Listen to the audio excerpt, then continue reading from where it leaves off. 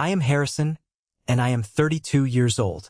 It was supposed to be a simple, joyous Saturday afternoon celebrating my son's 6th birthday, but instead, it became the exact day I realized my family was entirely broken and completely beyond repair.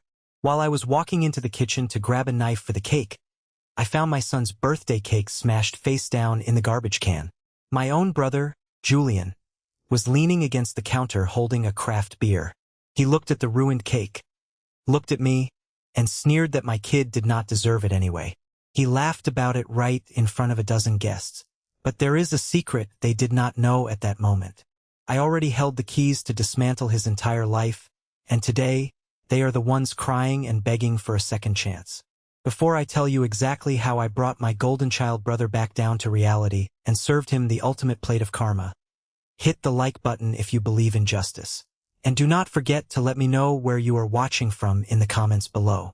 Now, let's go back to the moment everything shattered. The air in the rented community center smelled exactly like cheap pepperoni pizza, artificial cherry fruit punch, and the faint, nostalgic scent of floor wax.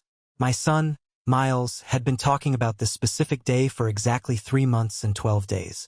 I know the exact count because as a single father who shares no custody after a very clean, straightforward divorce, his milestones are the only ones that truly matter to my existence. He was absolutely obsessed with dinosaurs. For weeks, I had meticulously managed my salary, cutting back on my own groceries and skipping my morning coffee runs, just to afford this custom 3-tier Tyrannosaurus Rex cake. It was a genuine masterpiece. The baker had spent hours crafting green fondant scales, sharp little sugar teeth, and a realistic prehistoric landscape made of crushed cookies and buttercream. It sat proudly on the center dessert table, surrounded by matching dinosaur balloons and paper plates. I left that table unguarded for less than 2 minutes. A little girl named Lily had tripped near the bouncy castle, and I rushed over to help her tie her shoelaces and wipe her tears. When I walked back toward the dessert station to finally cut the cake and sing happy birthday, I stopped dead in my tracks. The table was completely empty. The centerpiece of my son's entire year was just gone. I blinked repeatedly, trying to process the visual anomaly. My initial thought was that the venue staff had moved it to the back kitchenette to prepare it for slicing. I pushed through the swinging wooden doors of the kitchen, expecting to see a smiling employee holding a cake knife. Instead, I was met with a scene that still burns hot in my chest every single time I close my eyes. The green fondant was smeared violently across the inside of the large, industrial stainless steel trash can. The beautifully sculpted T-Rex head was completely decapitated, drowning face down in a puddle of discarded diet soda, half-eaten pizza crusts, and dirty, crumpled paper napkins. The cake was entirely annihilated. Standing right next to that trash can was my younger brother, Julian. He is 28 years old, the undisputed golden child of our family, wearing a pristine designer polo shirt that likely cost more than the entire budget I had scraped together for this party. He was leaning casually against the counter, scrolling through his phone with his thumb, completely and utterly unbothered by the destruction at his feet. I felt a cold rush of adrenaline flood my veins. I asked him what happened to the cake. My voice was eerily steady, but my hands were shaking so aggressively that I had to grip the edge of the aluminum counter to anchor myself to reality. Julian did not even bother to look up from his bright smartphone screen. He simply shrugged his shoulders in a slow, exaggerated motion. He said he was walking past the table, bumped into the edge, and the cake just slid right off into the garbage. It was a blatant, unapologetic lie. The trash can was a good 10 feet away from the dessert table. You do not accidentally bump a heavy, 3-tier cake 10 feet across a room and directly into the bottom of a deep trash bin. I asked him again, my voice dropping an octave, demanding the truth. He finally locked the screen of his phone, slipped it into his expensive slacks, and looked at me. A familiar, arrogant smirk slowly spread across his face. It was the same smirk he used when he broke my toys as a child and knew he would never face a single consequence. He told me to relax. He told me it was just a stupid cake, and that I was embarrassing myself by getting so worked up over baked goods. Then, he leaned forward, looked me dead in the eye, and told me that my 6-year-old son did not deserve a cake that expensive anyway. He said Miles was getting too spoiled and needed to learn that he does not get everything he wants in life. I gripped the edge of the countertop until my knuckles turned completely white, the metal biting painfully into my skin. The urge to lunge forward, grab him by his designer collar, and throw him out the back door was overwhelmingly powerful. The anger was a physical pressure in my skull. But right at that moment, the swinging doors cracked open slightly, and I heard the sound of children laughing from the main hall. I heard Miles's voice ringing out, pure, innocent, and filled with absolute joy. If I started a physical altercation right there in the kitchen, the police would be called. The party would end in tears. I would become a terrifying memory in my son's mind on his special day. I refused to let Julian take my dignity the way he took that cake. I did not say a single word in response. I turned my back on my brother, walked out of the kitchen, and immediately began gathering our things. I packed up the leftover party favors and quietly approached the other parents. I faked a polite smile and told them that Miles was suddenly feeling a bit under the weather with a stomach ache, and that we needed to wrap things up early. I ushered my son out the front doors before Julian or anyone else from my family could say another word to him. During the car ride back to our house, the silence in the vehicle was deafening.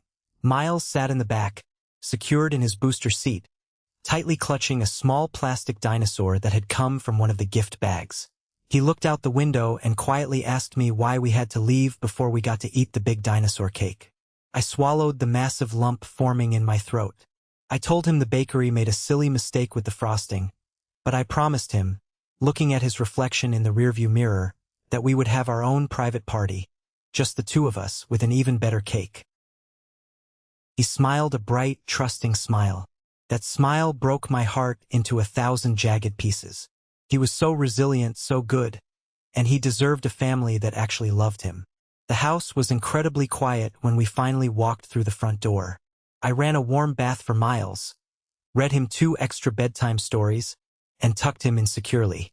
Once his breathing grew deep and steady, I walked into the dark living room, poured myself a large glass of tap water, and sat on the couch. I stared at my cell phone resting on the coffee table. I waited. I waited for my parents to call. I waited for an apology. I waited for someone, anyone in my family, to acknowledge the sheer cruelty of what Julian had just done to a small child. The phone remained dark. Nobody called. The silence stretched through the night, heavy and suffocating. I barely slept. When the sun finally rose, casting a gray light through the living room blinds, my phone suddenly vibrated. The caller ID displayed my mother's name, Margaret. I answered the call immediately, bracing myself for the apologies and the excuses. I expected her to say she had scolded Julian. I expected her to ask if Miles was heartbroken. Instead, I heard the sound of sheer, unadulterated panic in her voice. She did not ask how her grandson was doing. She did not mention the birthday party. She bypassed my son's existence entirely, as if yesterday had never even occurred. She demanded that I call the venue manager for Julian's upcoming wedding immediately. She was breathing heavily, her voice shrill and frantic, claiming the luxury estate manager was threatening to cancel the entire booking because of a payment dispute Julian had caused. She told me I needed to step in, use my good credit, and talk the manager off the ledge before Julian's fiancée found out and called off the engagement. I sat completely frozen on the edge of my couch. Less than 24 hours after my brother threw my son's birthday cake in the garbage, my own mother was ordering me to clean up his mess and save his extravagant wedding. I interrupted her frantic rambling. I asked her, very calmly, if she had absolutely anything to say about what happened yesterday afternoon. She let out a loud, dramatic sigh into the receiver. She told me I was being overly sensitive and holding on to petty grudges. She said Julian was just under a massive amount of stress because of the wedding planning, and that family needs to stick together during difficult times. She actually told me to be the bigger person and stop making everything about myself. I did not argue. I did not yell. I pulled the phone away from my ear, pressed the red end call button, and set the device face down on the table. That was the exact moment the heavy, lifelong blinders finally fell off my eyes, and I saw my family for the toxic, irredeemable parasites they truly were. To truly understand the sheer, mind-boggling audacity of my mother's phone call that morning, you have to understand the deeply warped dynamic I grew up surviving. I was never treated as a son. I was the practice child. Julian was the undeniable miracle. From the exact moment Julian was brought home from the hospital, all family resources, both emotional and financial, were funneled directly to him. If we had a family dinner, Julian was served the first and largest portion. If it was Christmas morning, Julian's brightly wrapped gifts took up the entire living room floor, overflowing with the newest gaming consoles and expensive sports equipment. I, on the other hand, was handed highly practical, joyless items like winter socks, discount school supplies, or second-hand jackets. I was systematically taught early on that my sole purpose in the household was to be the quiet, unproblematic foundation upon which Julian could continuously build his fragile ego. My Aunt Sylvia was arguably the worst enabler of this toxic behavior. She loved to play the role of the benevolent peacekeeper, which in our family was just a polite, socially acceptable word for a master manipulator. Whenever Julian maliciously broke my favorite toys, or when I caught him stealing the hard-earned cash from my childhood piggy bank, Aunt Sylvia would inevitably pull me aside. She would place a warm, heavy hand on my shoulder, look at me with fake sympathy, and tell me that being the older brother meant making noble sacrifices. She conditioned me to believe that demanding basic respect or holding Julian accountable for his actions was a direct act of betrayal against the sacred bond of family. By the time we both reached adulthood, the financial disparity between us was staggering and impossible to ignore. When my grandfather passed away, he left a modest inheritance that was explicitly supposed to be split equally between the two of us. Instead of honoring his final wishes, my parents cornered me in the kitchen after the funeral. They used every guilt trip tactic in their arsenal to convince me to sign my portion of the money over to them, claiming they needed to help Julian start a new tech business. They promised it was a family investment. I foolishly signed the papers. That brilliant business venture completely failed in less than 6 months because Julian immediately spent the capital on a luxury sports car and weekend trips to Las Vegas. I never saw a single dime of my grandfather's money again. I was forced to pay my own way through state college. I worked grueling night shifts at a massive logistics warehouse, sleeping 3 hours a night just to afford my textbooks and rent. Meanwhile, Julian had his exorbitant private university tuition fully covered by our parents. He failed out entirely in his sophomore year because he refused to attend morning classes. I swallowed my pride for years. I focused entirely on my career trajectory. I secured a solid, well-paying job in corporate logistics, bought a modest but comfortable piece of real estate in a quiet suburban neighborhood, and poured every ounce of my energy into raising Miles after my divorce. My ex-wife and I had realized we were better as friends, and I took on full custody to provide him with total stability. I built a safe, quiet, predictable life. But to my parents and my brother, my hard-won stability was viewed as nothing more than a convenient, unlimited safety net for Julian's endless stream of reckless behavior. 2 days after the disastrous birthday party incident, the heavy oak doorbell of my house rang sharply. I opened the door to find my father, Richard, standing on my front porch. He did not wait for an invitation to enter. He pushed past my shoulder and walked straight into my living room, looking around the space with an expression of deep, visible disapproval, as if my home was beneath his standards. My father is a man who operates purely on intimidation and physical presence. He firmly believes that sheer volume equals absolute authority. He turned to face me, jabbing a thick, calloused finger aggressively in my direction. He did not ask how I was doing. He did not ask to see his grandson. He launched straight into a loud, aggressive lecture about my blatant refusal to help manage Julian's wedding venue crisis. He called my reaction to the ruined birthday cake pathetic and unmanly. He waved his hand dismissively, stating that kids are resilient and that Miles would completely forget about a stupid baked good in less than a week. Then, without taking a breath, he laid out his actual terrifying demand. He wanted me to open my wallet. He knew through the family grapevine that I had received a recent, substantial salary promotion at work. He aggressively demanded that I cover the final $12,000 payment for Julian's luxury venue. He casually admitted that he and my mother had completely maxed out their own retirement credit cards buying Julian's overly demanding fiancée a custom-designed, 3-carat diamond engagement ring. I stood perfectly still, staring at the man who had helped bring me into this world.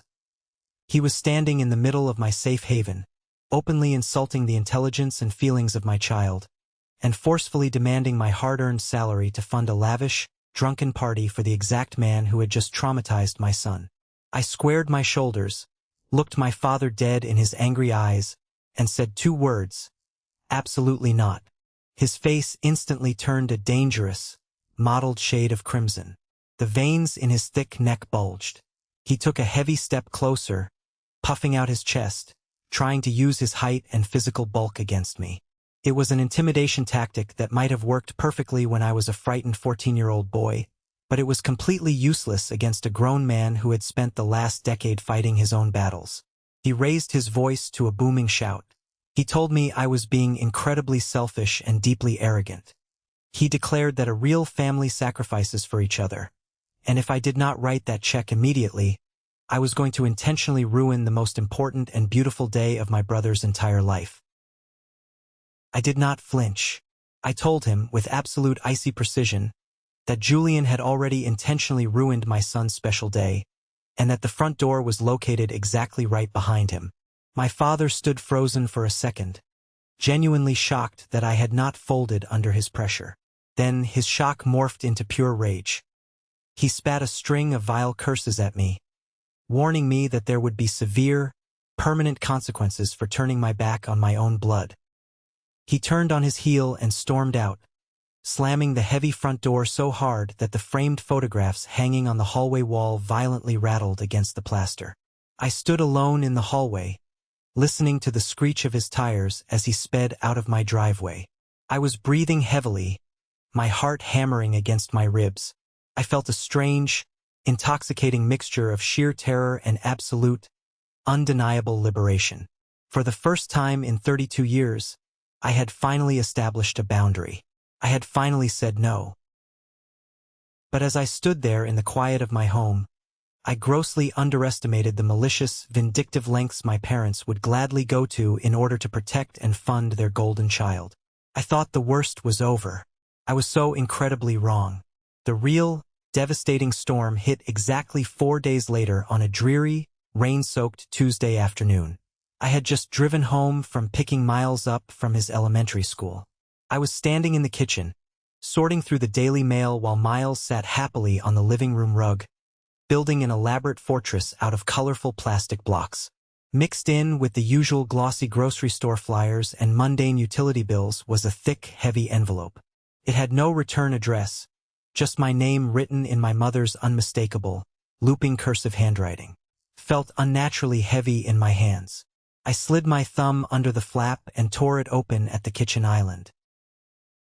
Inside the envelope was a single, neatly folded handwritten letter on my mother's custom stationery, and a multi-page official bank statement. My blood ran completely cold as my eyes scanned the top of the bank document. It was the detailed ledger for a high-yield joint savings account my parents had opened 7 years ago. When Miles was first born, my parents had made a massive theatrical public show of setting up a dedicated college fund for their only grandson. They paraded the official banking folders around at Thanksgiving dinners and neighborhood HOA meetings, aggressively soaking up praise and admiration from extended relatives about what generous, forward-thinking grandparents they were. They deposited the initial seed money, but over the ensuing years, it was me who carried the weight. Every single month, I had diligently transferred a significant portion of my own salary into that specific account. I gave up vacations, I drove an aging sedan, and I wore cheap suits, all to ensure that when Miles turned 18, he would never have to take out predatory student loans. However, because my name was not officially listed on the primary account header, a technicality my father had heavily insisted on years ago, falsely claiming it would provide better tax benefits for my yearly returns, I had absolutely no legal authority or control over the withdrawals. The statement I was currently holding in my trembling hand showed an available balance of exactly $0.00. My eyes darted down to the recent transaction history. A massive, singular withdrawal of $38,500 had been executed exactly 3 days ago. I slowly unfolded my mother's letter. Her handwriting was neat, precise, and utterly devoid of emotion. She wrote that because I was being so incredibly stubborn, hostile, and unsupportive of the family during a critical time, she and my father had been left with absolutely no other choice but to forcibly reallocate the family resources. They had walked into the bank and completely drained my son's entire college fund to pay the deposits for Julian's luxury catering company, the imported floral arrangements, and the elite wedding photographer. The final paragraph of the letter was the most deeply offensive thing I had ever read in my life. It read, "We truly hope you will drop this petty grudge, act like a mature adult, and still come to the wedding to put this ugliness behind us. Julian is willing to forgive you for your behavior. Julian forgives me." I had to grab the edge of the granite counter with both hands to keep my knees from buckling. They did not just steal money. They committed an act of generational theft. They stole my young son's future. They blatantly stole the exact money I had sacrificed my own daily comforts to save. Also, Julian could have imported out-of-season orchids and a premium, top-shelf open bar at his ridiculous reception. Suddenly, my cell phone buzzed loudly against the countertop. It was a text message notification from Julian. I opened it. It was a high-resolution selfie of him and his fiancée sitting in a plush booth, doing a premium cake tasting at one of the most expensive bakeries in the city. They were holding up crystal champagne flutes. The caption underneath read, "Thanks for finally stepping up and funding the big day. Bro knew you'd eventually see reason and do the right thing." The sheer, unapologetic sociopathy of the entire situation literally took my breath away. I did not scream. I did not throw my phone against the wall. I did not break down in tears. Instead, a terrifying, icy, absolute calm washed over every single nerve in my body. I carefully folded the bank statement, placed it back into the envelope, and slid it into a secure drawer. I walked out of the kitchen and into the living room. I looked down at my son. Miles was still sitting happily on the rug, carefully placing the final piece on his block tower. He looked up at me, his eyes bright and full of innocence, gave me a wide, gap-toothed smile, and asked if we could have chocolate chip pancakes for dinner. I looked at the boy whose future had just been robbed by the people who were supposed to protect him. I smiled back, forcing the warmth into my eyes. I told him we could have absolutely whatever he wanted in the entire world. That night, after Miles was safely tucked into bed and fast asleep, I walked out to my back porch, sat in the cold night air, and called my coworker and closest friend, Clara. Clara is a sharp, fiercely intelligent, no-nonsense woman who used to work as a paralegal for a corporate law firm before moving into our logistics division. I sat in the dark and told her every single detail. I told her about the smashed dinosaur cake, my father's aggressive threats, and finally, the stolen college fund and the mocking text message. Clara was dead silent for a long, heavy moment. When she finally spoke, her voice was as hard and cold as forged steel. She told me I had to immediately stop acting like a wounded brother and an obedient son, and start acting like a father fiercely protecting his territory. She pointed out a harsh legal reality. Going to a lawyer and filing a lawsuit to recover the college fund would be a massive, expensive, and drawn-out legal nightmare, precisely because my name was not on the primary account structure. They had legally outmaneuvered me. But Clara reminded me of something far more important. She said I had other, more permanent ways to completely sever the financial parasites that had attached themselves to my life. She was absolutely right. Wallowing in grief and betrayal was a luxury I could no longer afford. I needed a flawless strategy. I needed to build an impenetrable fortress around my son and ensure my family could never, ever reach out and touch us again. The blinding anger inside me stopped burning like a wild, chaotic brush fire. It instantly condensed into a focused, highly destructive laser beam. I was completely done being the designated victim of their twisted, enabling family dynamic. I was going to let them hang themselves with their very own rope, and I was going to watch them fall. The necessary transition from a loyal, long-suffering family member to an absolute, untouchable ghost requires meticulous, cold-blooded planning. I started the very next morning, and I did not hesitate for a single second. My office phone rang sharply at exactly 10 a.m. while I was deep in a spreadsheet. The caller ID showed Miles's elementary school. It was Mrs. Albright, the head teacher for his kindergarten class. Her voice was unusually tense and laced with deep concern. She quickly informed me that my parents, Richard and Margaret, had just shown up unannounced at the front office security desk. They were aggressively demanding to check Miles out of school early, claiming they had a surprise family appointment to get him fitted for a miniature, highly expensive tuxedo for his uncle's upcoming wedding. A spike of pure, defensive adrenaline shot straight through my chest, making my heart pound against my ribs. They were actually trying to take my son without my explicit permission. They were attempting to abduct him from his classroom to parade him around as a cute visual prop for a wedding that was currently being funded by his stolen education money. The audacity was sickening. I gripped the phone tightly and told Mrs. Albright in no uncertain, absolute terms that my parents were strictly not authorized to take him off the premises. I firmly informed her that I possessed full, sole physical and legal custody of my son, and that if my parents did not leave the school lobby immediately, she was authorized and encouraged to call campus security and the local police. I did not care about causing a scene. I cared about a perimeter. I hung up the phone and immediately sent a highly detailed, formal email to the school principal, officially and permanently removing my parents from the approved emergency pickup list. Exactly 1 hour later, I received a rapid-fire barrage of text messages from my mother. She was furious, calling me ungrateful, dramatic, and deeply embarrassing, complaining about how humiliated she felt being escorted out by the school staff in front of other parents. I did not reply. I opened her contact profile and pressed block. I did the same to my father's number. I blocked Julian.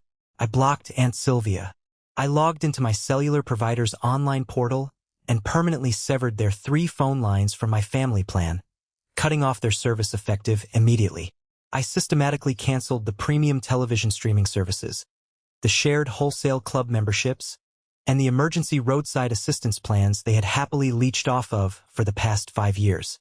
I then logged into my primary banking portal, opened a brand new, highly secure account at a completely different financial institution, and untangled every single shared financial thread we had ever possessed. I was scrubbing my existence from their lives. I was in the middle of closing a shared emergency credit card account when a new, unexpected email popped into my work inbox. It was from a man named Marcus, the general manager of the ultra-luxury estate where Julian was scheduled to hold his wedding. Julian, in his infinite arrogant laziness, had casually used my personal email address as a secondary emergency contact on the initial venue contract over a year ago, highly likely hoping that when the time came, the venue would just invoice me and I would quietly pay the deposit for him. He had completely forgotten to remove it. The email from Marcus was not a friendly, celebratory update. It was a formal, legally binding, final warning. Marcus stated in highly professional but extremely firm language that while a large, sudden payment had been made recently, the stolen $38,000 from the college fund, I realized with a bitter taste in my mouth, the final balance for the physical venue rental itself, a sum of exactly $12,500, was still 3 weeks overdue. Furthermore, Marcus documented several recent instances of Julian screaming at the venue's catering staff over the phone, demanding free upgrades and threatening them with bad reviews. The email concluded with a hard, uncompromising deadline.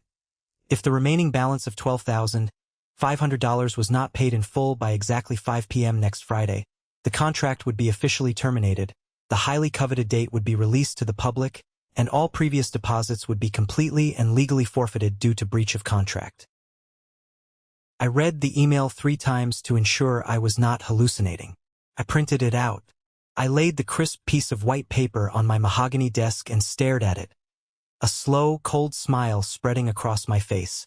Julian had foolishly blown the stolen college money on the extravagant caterer, the massive floral arches, and the luxury photographer, but he had completely neglected to pay the actual venue holding the event. My parents were completely broke, their credit cards maxed out on the diamond ring. Julian was historically broke, and none of them had any idea that I held the official execution order for their precious, highly anticipated wedding rite in my hands. A year ago, I would have panicked. I would have forwarded the email to my parents. I would have warned them. A year ago, I would have likely taken out a personal loan and paid the $12,000 myself just to keep the peace and avoid a family meltdown. Instead, I opened a new draft in my email client. I typed a highly professional, meticulously worded reply directly to Marcus. I apologized profusely for my brother's deeply unacceptable and unprofessional behavior toward his hardworking staff. I clearly explained that I was not legally or financially responsible for the obligations of the event, but I respectfully requested that he continue to copy my email address on all future correspondence regarding the cancellation status, simply so I could be kept informed of the situation. Marcus replied within 10 minutes. He thanked me warmly for my professionalism, expressing his deep, personal frustration with dealing with Julian's constant tantrums, and readily agreed to keep me completely in the loop. I leaned back in my ergonomic office chair, looking out the large glass window at the bustling city skyline below. I had successfully established a direct, covert line of intelligence. I knew their exact deadline. I knew their ultimate financial weakness. I was standing perfectly still in the dead center of the eye of the storm, completely untouched by the impending chaos that was swirling dangerously around them. The preparation phase was officially over. Now, I just had to sit back, maintain my silence, and wait for the clock to run out on my brother's perfect life. The clock was relentlessly ticking down to that Friday deadline, and the absolute silence from my end of the world was clearly starting to drive my family completely insane. By Wednesday evening, the internal pressure within their toxic dynamic had reached an explosive boiling point. I was sitting at my large granite kitchen island, quietly reviewing some complex logistics documents for an upcoming corporate merger and checking my 401k portfolio. The house was peaceful. Miles was asleep in his room. Then, I heard the aggressive, unmistakable screech of tires pulling violently into my driveway, followed by the slamming of a heavy car door. I did not even need to look out the front bay window to know exactly who it was. The heavy, frantic, incredibly demanding pounding on my solid oak front door confirmed my suspicions. I calmly placed my pen down on the counter. I took a deep, steadying breath, walked over to the entryway, and unlocked the deadbolt. Julian pushed his way inside the house before I even had the chance to turn the brass handle completely. He looked entirely different from the smug, arrogant, designer-clad golden child who had maliciously destroyed my son's dinosaur birthday cake just a few short weeks prior. The visual transformation was genuinely shocking. His usually pristine, expensive polo shirt was deeply wrinkled and stained with sweat. His perfectly styled hair was disheveled and standing up in strange directions. There were dark, heavy, purple bags under his bloodshot eyes. Pure, unadulterated panic was radiating off his body in palpable, chaotic waves. He paced back and forth across my polished hardwood floor, aggressively running his hands through his hair, muttering unintelligible curses to himself before finally turning his wild, desperate eyes directly on me. He did not offer a single word of apology for his past behavior. He did not say hello. He did not ask how I was doing. He immediately launched into a frantic, high-pitched, incredibly demanding rant. He told me that our parents were completely tapped out financially. He said they had desperately tried to take out a second mortgage on their suburban house, but the bank had flatly denied the application because their debt-to-income ratio was completely destroyed by the custom 3-carat engagement ring and the massive, non-refundable catering deposits they had already paid for his big day. He said his fiancée was threatening to leave him and call off the entire engagement if the luxury venue was not officially secured by the end of the week. Then he stopped pacing. He looked at me with a sense of entitlement so profound, so deeply ingrained in his psyche, that it was almost breathtaking to witness. He aggressively demanded that I drive to the bank the very next morning and take out a home equity line of credit, a HELOC, against my real estate. He told me that with my excellent credit score, the massive equity I had built in my home, and my recent substantial salary bump at the logistics firm, the bank would approve me instantly. He said he needed exactly $12,500, and he needed me to wire it directly to Marcus at the luxury estate by tomorrow afternoon, no exceptions. I stood there, leaning casually against the hallway wall with my arms crossed over my chest, and I simply watched him unravel. I watched the golden child completely break down as he finally realized that his lifelong safety net had been completely, permanently severed. I kept my voice incredibly soft and dangerously calm. I asked him why on earth he thought I would ever give him a single dime of my hard-earned equity, especially after he and our parents had conspired behind my back to steal $38,000 from my 6-year-old son's college fund. Julian waved his hand dismissively in the air, treating the grand theft of a young child's future education as a minor, irritating inconvenience. He said the college fund was basically family money anyway, and that Miles had 18 entire years to figure out how to pay for a state school. He actually had the sheer audacity to suggest that Miles could just take out predatory student loans and work a minimum wage job like a normal person, while his luxury wedding was a once-in-a-lifetime VIP event that simply could not be compromised or downgraded. He pointed a shaking finger at my chest and told me to stop being a petty, jealous, vindictive loser, and to finally step up to my absolute obligations as his older brother. I did not interrupt him. I let him rant for 5 full minutes. I let him exhaust every single manipulation tactic in his limited arsenal. He tried heavy guilt-tripping about family legacy. He tried blazing anger and intimidation. He tried comparing our inherent worth, claiming his future wife's family would be humiliated if the wedding was downgraded to a cheaper location. When he finally ran out of breath and stood there panting in my hallway, expecting me to eventually break down, pull out my checkbook and surrender to his demands, I looked him dead in the eye. I said exactly one word. No. Julian blinked rapidly, his mouth falling open slightly in genuine confusion.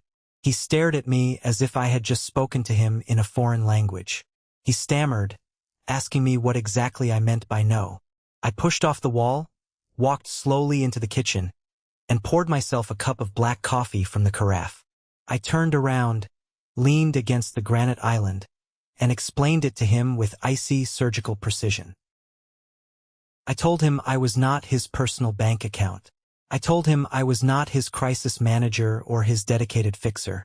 I told him that he was a 28-year-old grown man who had coasted his entire pathetic life on the stolen sacrifices of others, and that the free ride was officially permanently over. I told him he could either figure out how to work a second job and pay his own luxury bills, or he could lose his expensive venue and face the humiliating consequences. I stated very clearly that his financial ruin was simply not my problem. The immediate rage that overtook his face was genuinely terrifying. He screamed at me at the top of his lungs, the thick veins popping dangerously in his neck, telling me that I was completely dead to him.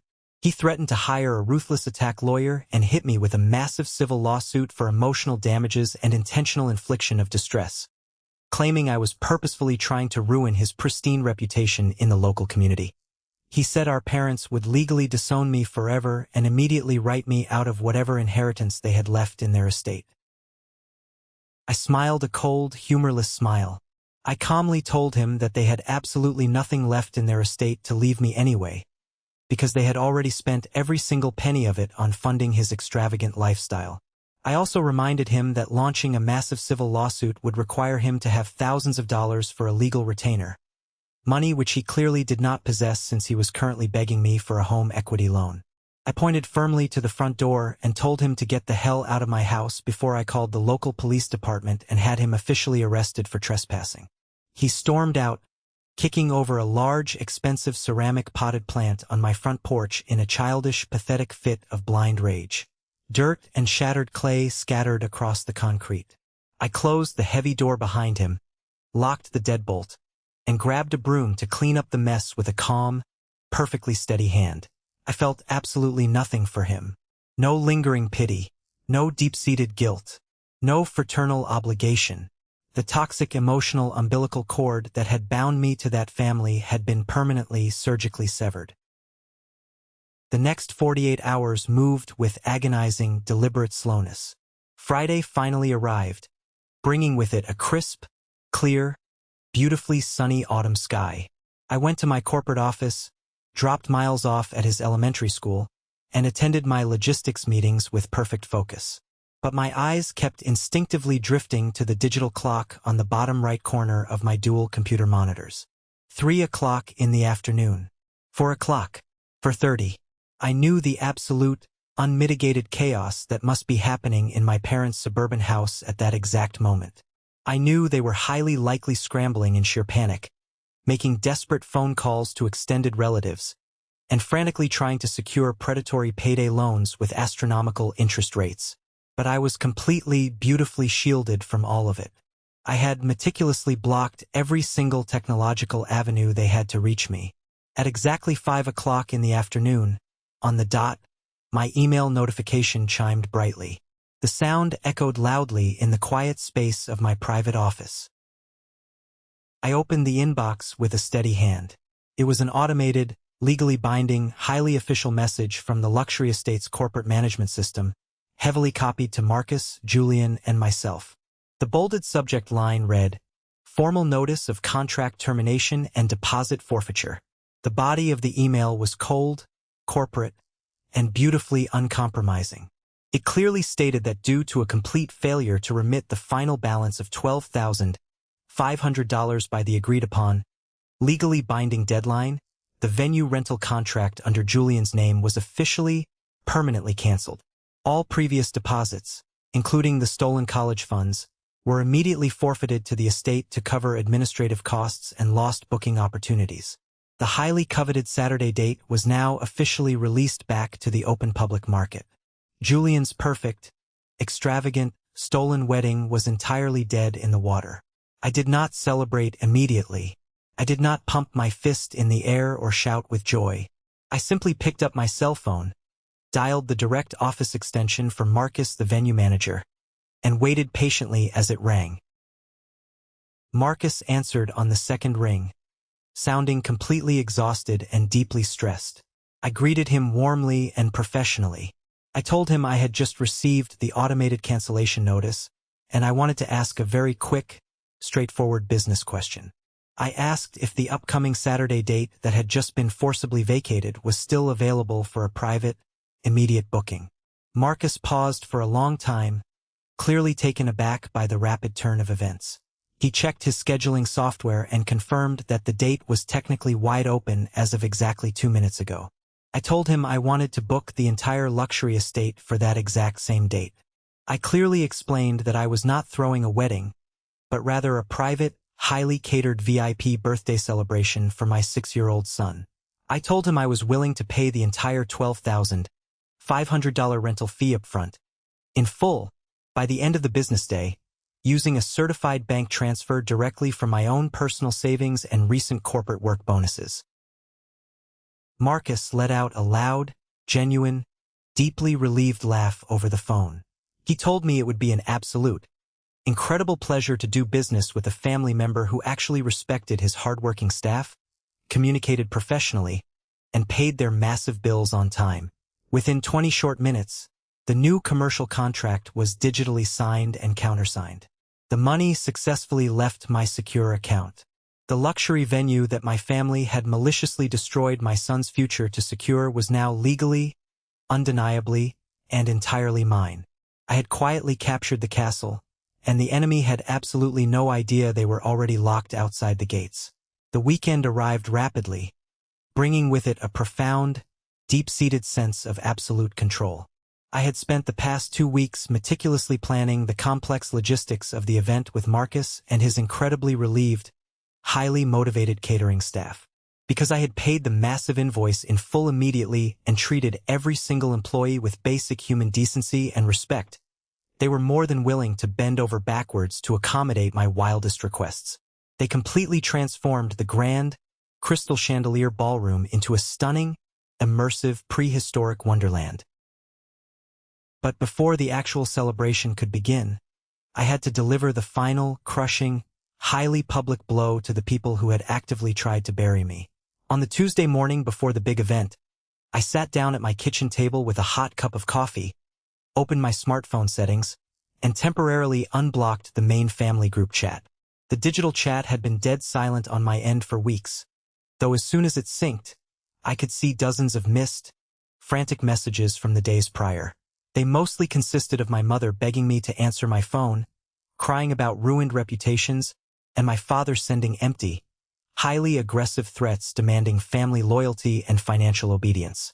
I opened the official digital receipt and the signed contract from the luxury estate on my screen. It clearly, boldly showed my full legal name as the primary client, the exact date of the upcoming Saturday event, the financial status clearly marked as paid in full, and the official event title, Miles's 6th birthday celebration, private VIP event. I attached the high-resolution image to the group chat and typed a single, devastatingly calm, meticulously worded message. Since Julian's luxury venue was completely free and available due to his non-payment and contract termination, I decided to book it for Miles's official makeup birthday party. We will be having a massive custom dinosaur cake and full premium catering for our guests. You are all welcome to attend this Saturday, provided you can behave like civilized adults and offer a sincere, face-to-face apology to my son for intentionally ruining his actual birthday. I hit send. I watched the little green checkmark appear. Then, I set my phone face up on the granite counter, took a sip of my coffee, and watched the spectacular fireworks begin.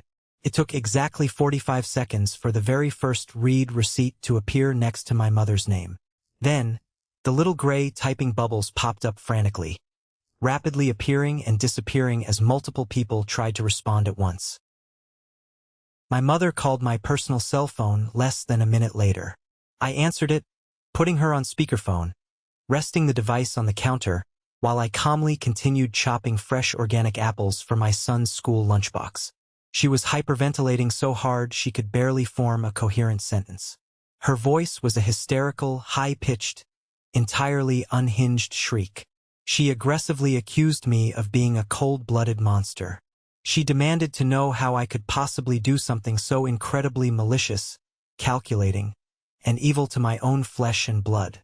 She screamed that Julian was currently sitting on the floor of his luxury apartment in a state of absolute, medicated catatonia because his wealthy fiancée had just found out the venue was canceled, realized he was completely broke, and was actively packing her designer bags to leave him. She screamed that I was intentionally, publicly humiliating the entire family by hosting a child's birthday party at the exact prestigious location where Julian was supposed to exchange his sacred wedding vows in front of high society guests. I stopped chopping the apples. I wiped the knife on a towel, leaned down directly toward the microphone of the phone, and spoke with a voice completely devoid of any sympathy. I told her that secretly stealing $38,000 from an innocent child's college fund was monstrous. I told her that throwing a 6-year-old's birthday cake into a garbage can, laughing about it in front of strangers, and refusing to apologize was evil. I specifically reminded her of the exact, callous words she had spoken to me just a few weeks ago, that family resources needed to be reallocated for the greater good. I told her I had simply taken her excellent advice. I had taken the initiative to reallocate my own massive financial resources to bring joy to the only family member who actually deserved to be celebrated. She began to sob uncontrollably through the speaker, begging me to call the venue, cancel my son's party, and transfer the booking back into Julian's name. She desperately promised that they would eventually find a way to pay me back the $12,000, swearing on her life that they would make it right. She tried to use her tears and her maternal distress as a weapon, the exact same psychological way she had manipulated me for my entire adult life. I cut her off. I told her the booking was legally non-transferable per my strict instructions to Marcus. I also informed her that if Julian, my father, or she showed up at the venue gates on Saturday without a sincere, groveling apology, the private security firm I had hired for the evening would have them immediately arrested for criminal trespassing. I reminded her that my strict legal custody agreement meant I was the sole, ultimate protector of my son, and I would enforce that protection with extreme, unyielding prejudice. Then, without waiting for her response, I hung up the phone and permanently blocked the family group chat again. The absolute silence that followed in my kitchen was the sweetest, most liberating sound I had ever heard in my entire life. Let's pause for a moment. Thank you for staying with me this far, you're truly amazing. Please help me by liking the video and commenting the number 1 below so I know you've been here with me until this point. This not only helps more people discover this story, but also lets me know that my experiences mean something to someone. Your support is the greatest motivation for me to keep sharing the rest of this journey. When Saturday afternoon finally arrived, the weather was absolutely, stunningly perfect. The autumn air was crisp, and the leaves were brilliant shades of orange and red. I drove Miles to the luxury estate in my reliable, modest sedan. He was wearing a cute little button-down shirt and a bow tie, completely unaware of the massive victory this day represented. When we pulled up to the grand, wrought-iron security gates, the uniformed guard carefully checked my name on the exclusive VIP list, smiled warmly at Miles, and waved us through the pristine grounds. We walked through the massive double doors into the grand ballroom, and Miles literally gasped out loud, dropping his small toy car on the floor. The venue staff had gone incredibly above and beyond my wildest expectations. The massive, multi-tiered crystal chandeliers were dimmed perfectly, casting a warm, theatrical glow over towering, incredibly realistic dinosaur statues they had specially rented from a local movie prop house. The expensive round tables, originally intended for arrogant relatives and Julian's pretentious, wealthy friends, were now covered in interactive science stations, massive fossil-digging pits with real sand, and incredible catered food design specifically for young kids and their exhausted, grateful parents. My closest friend and confidant, Clara, was there, cheering loudly when we walked in. Along with her were the parents from Miles's school who had witnessed the horrible disaster at the original party. There was absolutely no family drama. There were no snide, passive-aggressive remarks from Aunt Sylvia. There was no booming, intimidating presence from my father. There was only genuine, unadulterated laughter, fantastic music echoing off the high ceilings, and the beautiful sound of children having the absolute time of their young lives. At the absolute center of the grand room, resting proudly on a spotlighted, velvet-draped pedestal, was the new cake. I had commissioned the most expensive, highly rated bakery in the entire state. It was a massive, 5-tier, structurally engineered masterpiece featuring an erupting sugar volcano with dry ice smoke, a flowing river of bright blue buttercream icing, and a stunningly detailed, incredibly fierce T-Rex made entirely of premium, imported dark chocolate. Miles ran up to the table, his little hands gripping the edge of the tablecloth, his eyes wide with absolute, pure wonder. He looked back at me, a massive, genuine smile stretching across his face, and shouted over the upbeat music that this was the greatest, most amazing day of his entire life. I stood quietly in the corner of the grand ballroom, holding a glass of sparkling water, watching my son enthusiastically cut the first giant slice of that massive cake alongside his friends.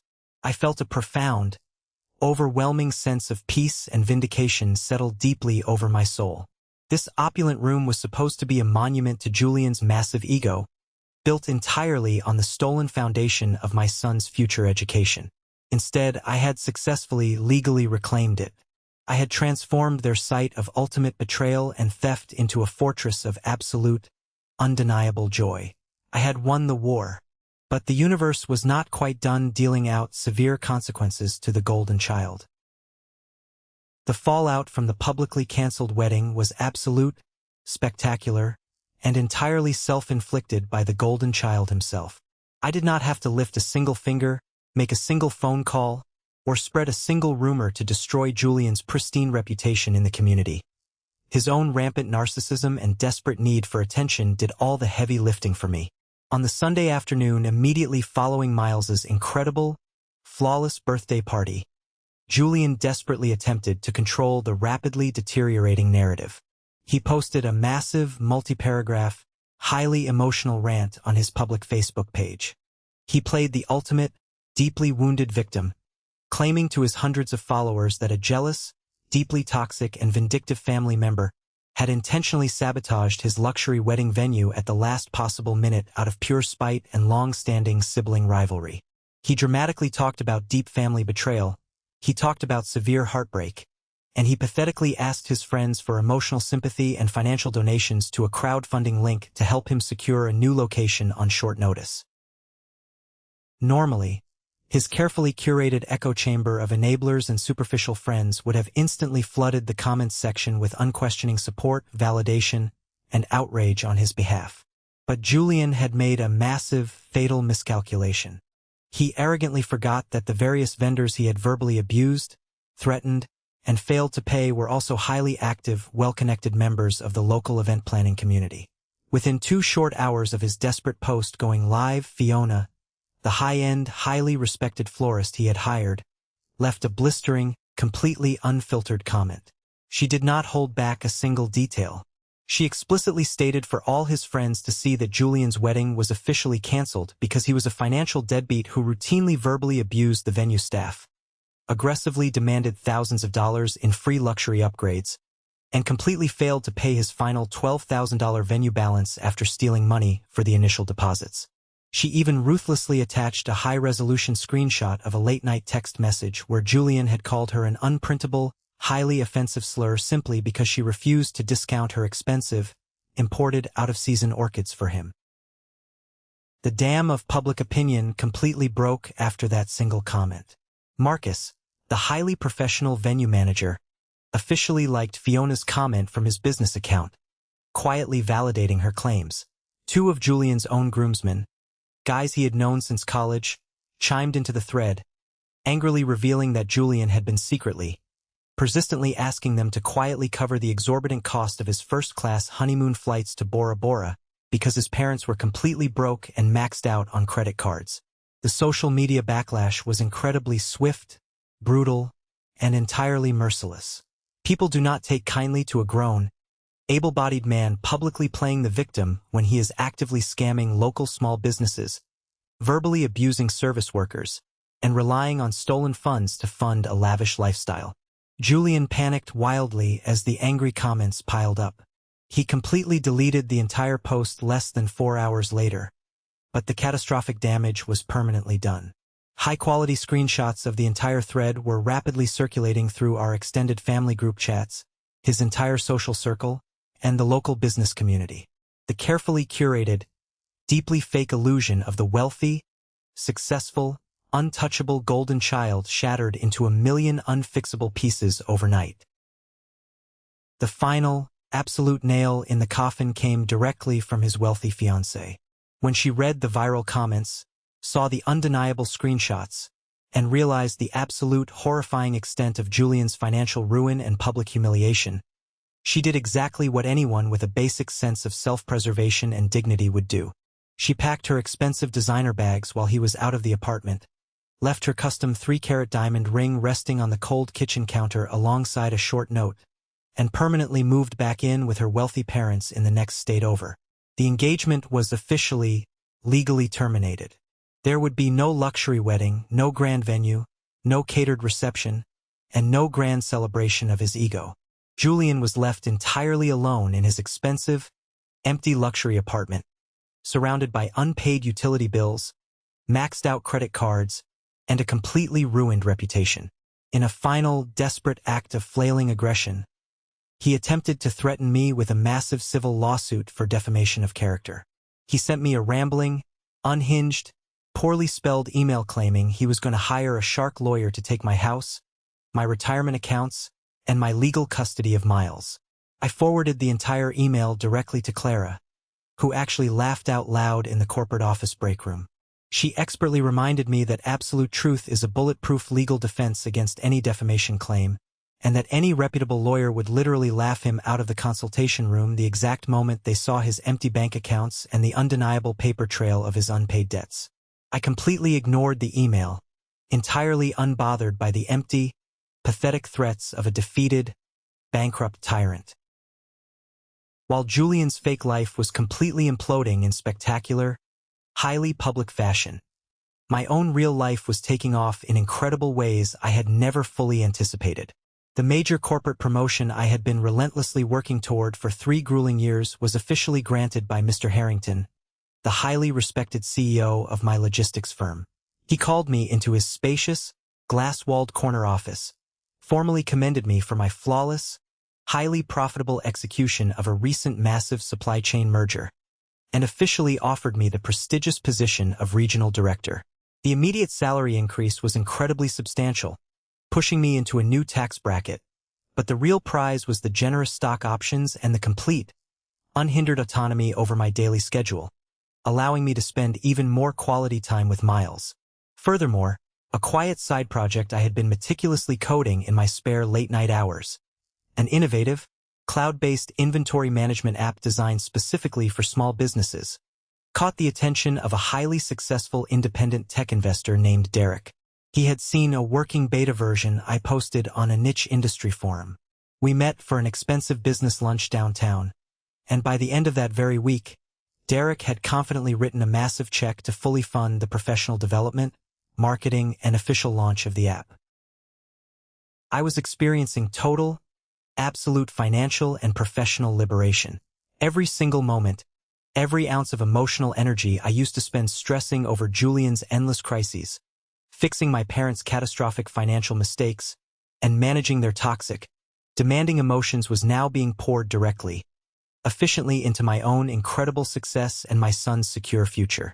The stark, undeniable contrast between my steady, hard-won rise and their rapid, entirely self-inflicted downfall was the most beautiful, poetic justice the universe could have ever possibly provided. The quiet that followed the massive storm of the canceled wedding was entirely unfamiliar, but incredibly, deeply healing.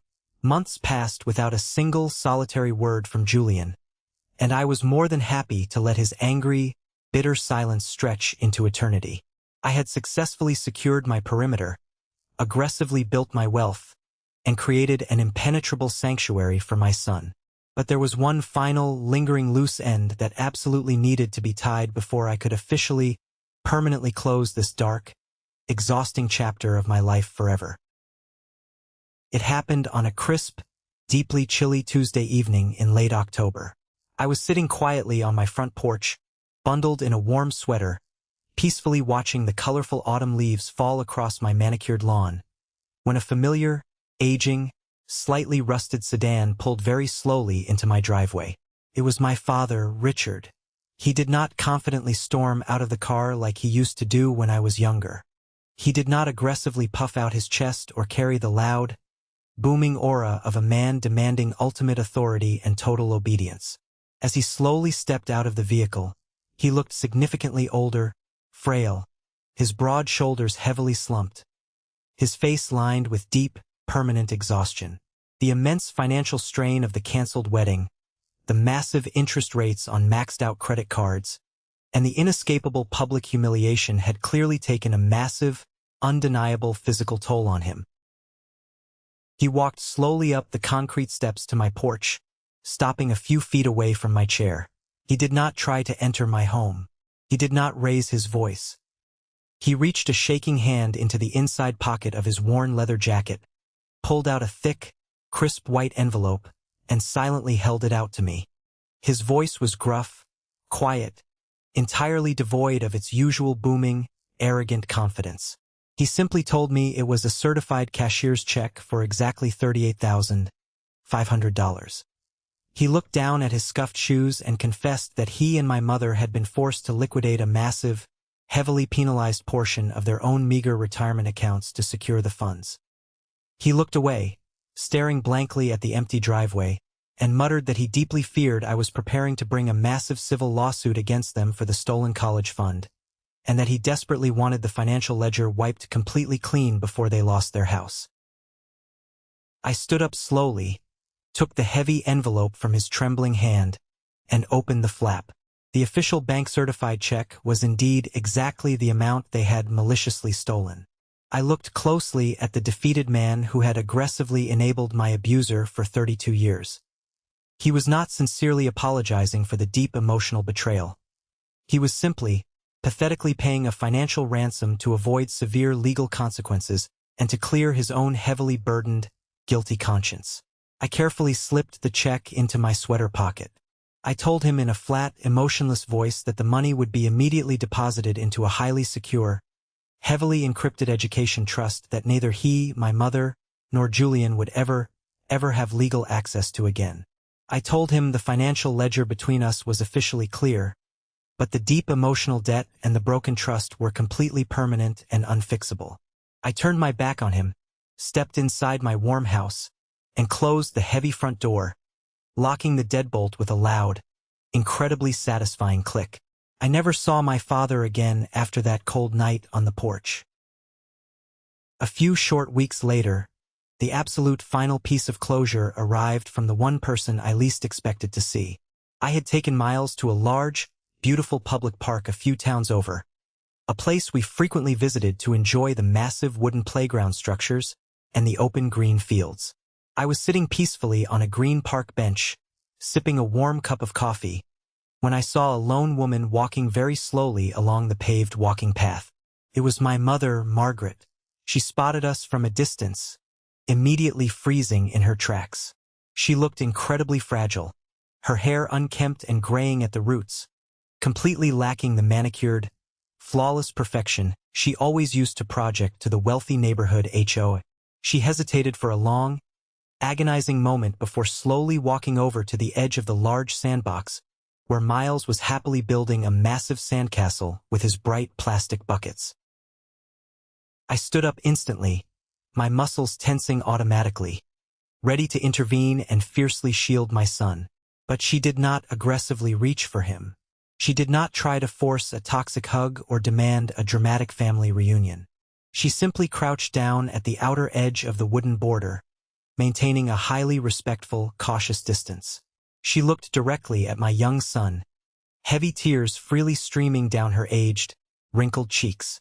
Her voice broke completely as she spoke.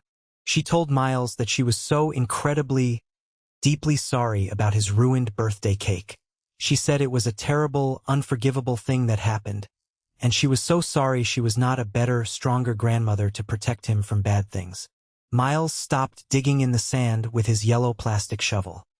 He looked at her with the pure, unfiltered, brutal honesty that only an innocent child possesses. He blinked his big, bright eyes, completely unaffected by her dramatic display of tears, and said in a clear, happy voice, "It's okay. You don't have to cry. Dad got me a much bigger dinosaur cake, and it had a real chocolate volcano that smoked. My dad always fixes everything, so I don't need the old cake." My mother's face crumpled entirely, completely shattered by the absolute truth. The innocent, factual statement from her own young grandson was the ultimate, fatal blow to her fragile ego. Miles did not miss her presence. He did not need her fake love. He knew exactly who his true protector was, and it was the very son she had maliciously marginalized, abused, and discarded her entire adult life. She stood up shakily, covered her sobbing face with her trembling hands, and walked quickly away down the paved path, disappearing entirely into the thick autumn trees. I did not call after her. I did not feel a single ounce of lingering guilt or sadness. I sat back down on the park bench, taking a deep sip of my coffee, watching Miles happily return to his sandcastle, completely unbothered by the ghost of a grandmother who just left. I realized in that exact, crystal-clear moment that the deep generational curse was officially, permanently broken. My son would never, ever know the soul-crushing feeling of being second best in his own home. He would never know the desperate, exhausting need to beg for basic love, respect, and decency from toxic people who were entirely incapable of giving it.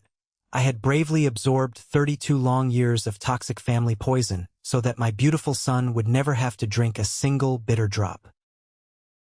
True peace does not come from keeping highly toxic people comfortable at your own expense.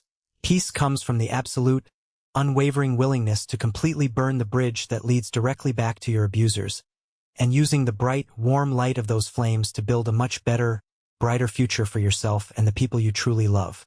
Thank you for listening to my story today. Have you ever faced something similar with your own toxic family?